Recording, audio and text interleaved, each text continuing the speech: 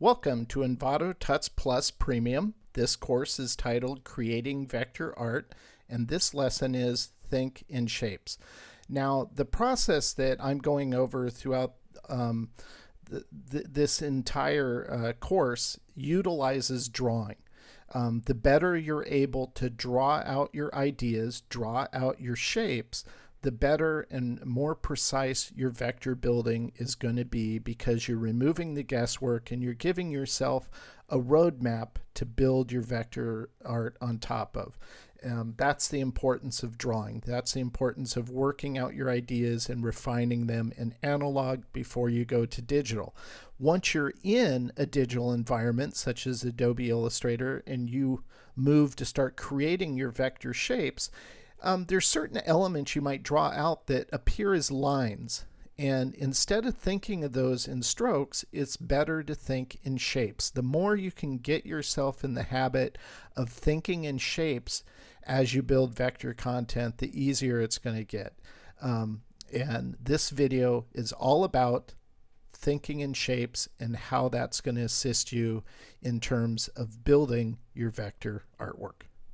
When creating your artwork, it's best to view anything that's like a line, such as this sag under the eye, not to think of it as a line, but actually think of it as a shape.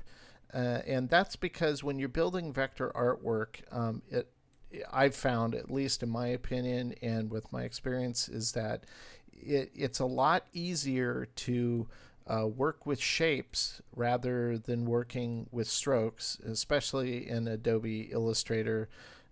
This, of course, depends on whatever style you're working in, of course, but in general, I found it's better to think of your artwork in terms of a shape rather than stroke, and it's just going to help you to pull off what you need to do easier. Now, this is going to become highly apparent when we move to the color stage. But for right now, we're building out this detail, this sag of the eye, in terms of thinking of it as a shape rather than a stroke. So I'm also using what I call shape building, which is I create a shape, but I'll use other shapes to edit it, such as the nose. I'll make a clone of that. Make a clone of it. It's on top. Select this. Use Pathfinder, cookie cut it to punch it out. I'll select the head shape, make a clone of that, select the sag, and once again inset it to get there. So that is the shape. This is what I'll leave. You won't end up seeing this edge up here going through the eye, because when the layering is done on the final piece, it'll fall behind the eye, so you won't have to worry about it. But this shape is going to allow us to be able to shade it, apply transitions such as gradients in order to pull off the effect we want. And that's what I mean by thinking in shape instead of stroke. We're going to go ahead and create this one and do that. And these are the type of build methods that you won't even need to bother using any plugins. This is just raw building within Illustrator with the pen tool. And we'll select, once again, I make a clone of that shape with the new shape, inset to create the shape I need. So we have everything needed to colorize it moving forward. Now, another aspect of shape building, these lines in the nose, those look great, but we don't want them to actually be strokes. I want that to have some volume. I want it to have some nice contour. So we're going to actually create this through the use of just a couple different ellipse shapes using the ellipse tool. And so that's how we do that. We just select those two shapes, once again, punch it out, and it gives us the final shape we want on the nose. Now, I can get away with copying, pasting, and playing with the scale on this to get the other ones I need. So this is shape building. This is what speeds up, just thinking through ways you can create the art with precision without having to recreate the wheel every time you need to do that. These, for lack of a better term, liver spots, just the spots on his nose. Once again, these are just using the elliptical shape to create those. Those are no-brainers. Doesn't get any easier than this to create your artwork. To create that. So that's how we do that. Other content such as the ear.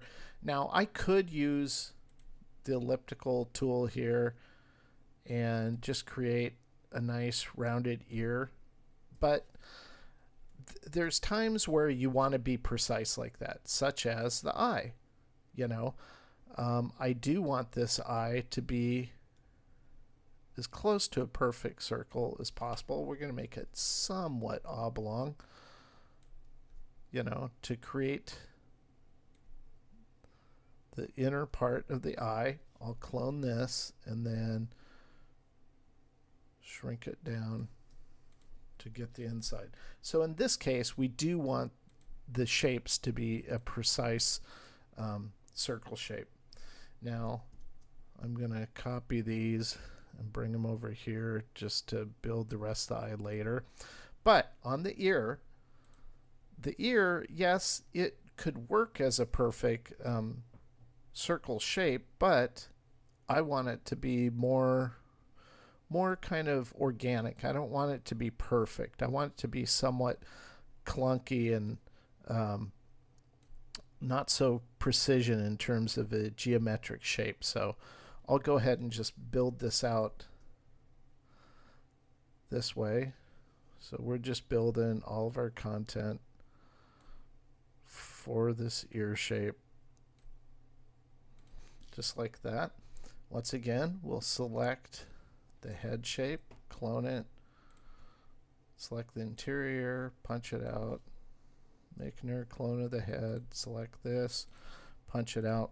And that's how you can shape build, using other shapes to punch out and create the content needed. Now on this inner part of the ear, you know, I will use a circular shape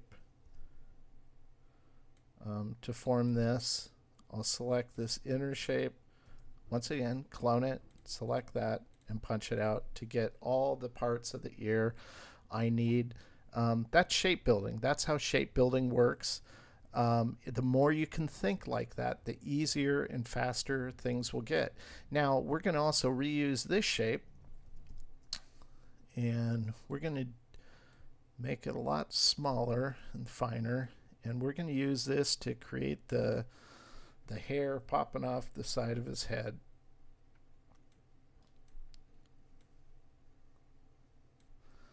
Like that. We'll rotate it, get some different angles going on.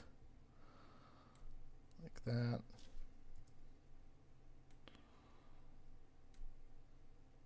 So from one little thing we created for the nose, we're now using it for something that's not in the nose at all. Select all those, fuse them together. Oop. Select the head, clone it, hair, punch, and that's that. So that's shape building in a nutshell right there. That's how you can use different shapes to create the in shape you need. It's better to think in shapes instead of thinking in terms of strokes. It's going to help you as you build. So think in shapes, don't think in strokes, and we'll continue on with this video lesson.